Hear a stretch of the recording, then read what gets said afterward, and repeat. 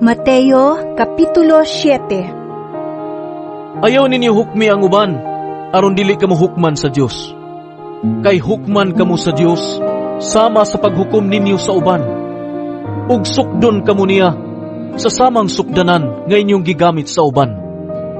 Nganong nakita manimo ang puling sa imong isig katawo, apan wala ka magtagad sa truso diha sa imong mata.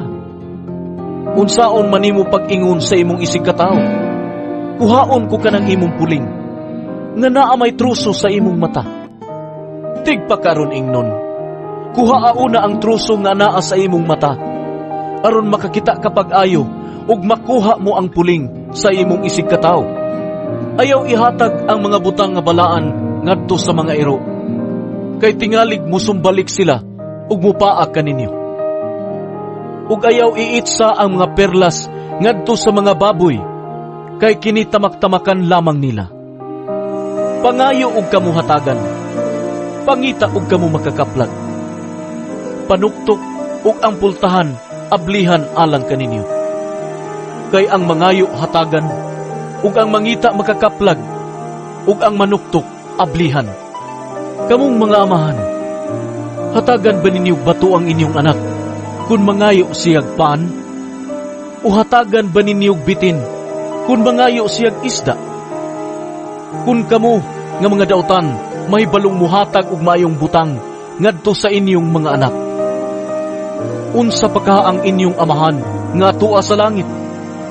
Muhatag gayud siya sa mga maayong butang niadtong mangayo kaniya.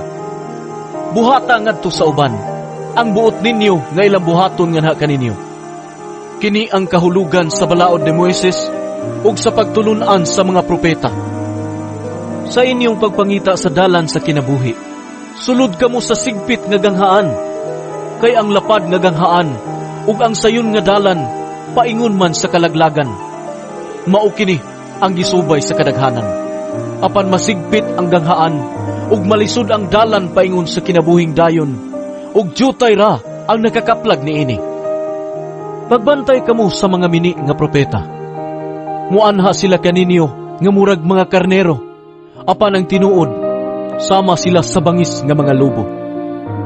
Mailhan ninyo sila sa ilang binuhatan, kay ang sampinit dili man mamungag ubas, ug ang kadyapa dili usab mamungag igos.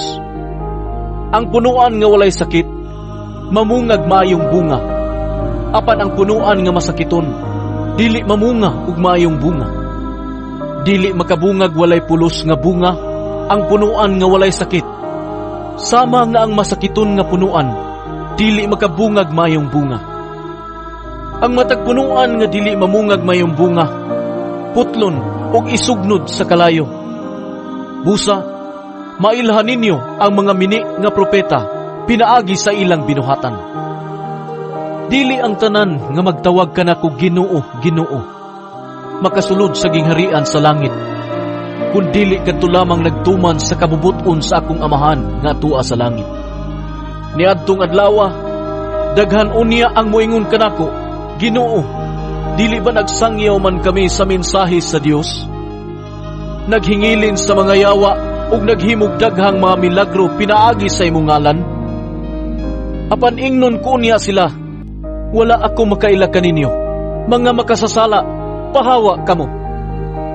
Busa, ang tanan nga nakadungog sa kong gisulti ug nagtuma niini, mahisama sa usa ka maalamong tao nga nagtukod sa iyang balay diha sa bato. Sa dihang mibundak ang ulan ug mibaha ang mga suba, ug ang hangin mihapak ug mikuso-kuso niadtong balaya. Wala kini matumba kay natukod man diha sa bato. Apan ang tanan nga nakadungog sa kong gisulti ug dili mo tuman niini, mahisama sa usa ka taong buang-buang nga nagtukod sa iyang balay diha sa balas. Sa dihang mibundak ang ulan ug mibaha ug ang hangin mihapak ug mikuso-kuso niadtong balaya, natumba kini ug nagunob. Sa pagkahuman ni Jesus ug sulti ni ining mga butanga, ang mga tao na tingala sa iyang pagtulunan. Lahi siya sa ilang mga magtutudlo sa balaod, kay ang iyang pagtudlo inubanan man sa awtoridad.